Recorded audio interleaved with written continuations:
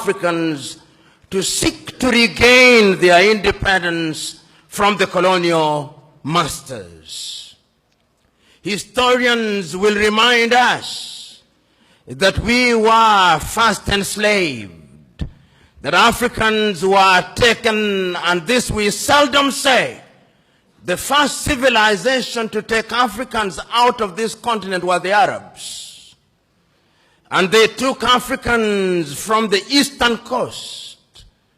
And it is sad that in that part of the world, there are not many Africans who remained, because it was in the business of the Arab enslaver to castrate Africans. We never say that, but we must say it because it is historically significant.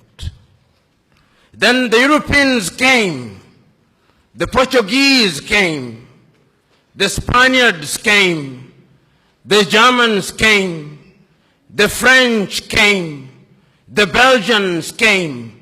Africa became the hunting ground for the European colonizers, and we were the spot. We built, our ancestors built the United States of America. Our ancestors built Europe. And when slavery had lost its shine and sheen, the Europeans abolished it. But they replaced it with yet another pernicious enterprise, the colonization of Africa. The Europeans sat in Berlin, in Germany, in 1884, and they looked at the map of Africa and parceled it out. The British had their share.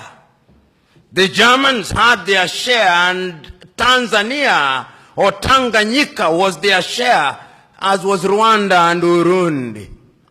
The Spaniards were Johnny-come-latelys in the arena, and they got little Equatorial Guinea and Southwest Africa.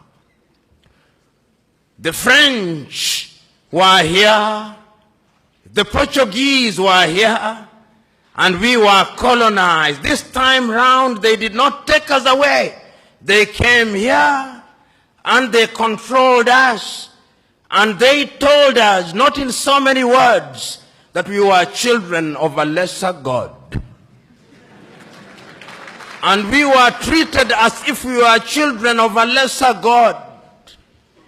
In fact, they told us that on the day of creation, we were merely hewers of wood and drawers of water.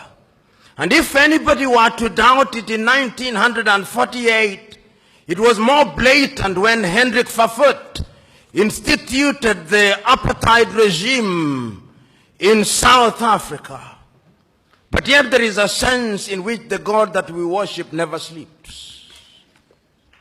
The colonial enterprise ran its course, and the European tribes, the Europeans never called themselves tribes, they called them nations, were engaged in a war. First in 1918, the European tribes fought. And they had something called the League of Nations, which died. Then they fought again in 1945. And what is unique about the European nations is that when they are engaged in tribal wars, they call them world wars. So there was another war between 1945, 1939 and 1945, and after that, a new kid on the block, the United States of America, took the lead in saying that colonialism was something that was undesirable. But at that time, Africans were never quiet. Those who had been taken out had already started agitating. Many of us here will remember Marcus Garvey, of whom Bob Marley says, Garvey was a buffalo soldier in the heart of America. And many of us will remember W.E.B. Du Bois. Many of us will remember that they started agitating that Africans must regain their dignity and their independence. And indeed, in 1847, in Liberia, a small group of Africans were brought back in Monrovia, and Liberia became the first independent black nation in the continent of Africa. So soon thereafter, in Sierra Leone, they also created yet another colony. But Africa was colonized, except Ethiopia, which they tried to take in 1938 and exiled Professor Dr. Haile Selassie. And unfortunately, they were defeated, as you remember, in the Battle of Adwa. Africa can defeat European tribes. This history is necessary that we are able to appreciate the freedom that we gained. So that Garvey came, W.E.B. Du Bois came, but there was another crop after the 1940s who had had the advantage of European education. And there were people in Europe also who are beginning to recognize that indeed equality was necessary. And this was not anything new.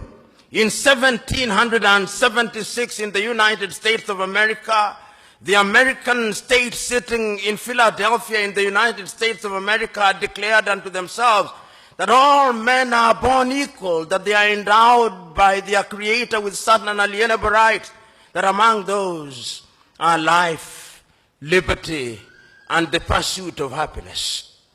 A few years later in France, after the revolution, they also recognized that we were to be equal, so that the colonized nations which had now taken Africans thought that they were safe. They had taken Leopold Sédar Senghor from Senegal to Paris, and they thought that they were creating a little Frenchman. Little did they know that they were creating somebody who would want to overthrow them. They took Félix Houphouët-Boigny from Côte d'Ivoire, and they thought that they were creating somebody who would be subservient to them. They took Ahmed Sékou Touré and Modibo Keïta, and they thought they were safe. Little did they know that they were creating the future leaders and agitators against French colonization.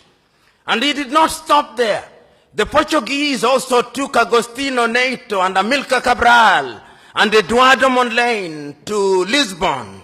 Little did they know that those individuals would be the catalyst that would be necessary in the process of decolonization. The British also had their fair share. They took others. They took Mwalimu Kambarage Nyerere, Hastings Kamuzu Banda, Kenneth David Kaunda, and many others to the United Kingdom, Jomo Kenyatta. Little did they know that those would be the individuals who sometimes later, and in Ghana, of course, they took the Osagyefo, Kwame Nkrumah, and in Nigeria, they took Dr. Nnamdi Azikiwe, Abubakar Tafawa Balewa, and Sir Ahmadu Bello, the Sultan of Sokoto.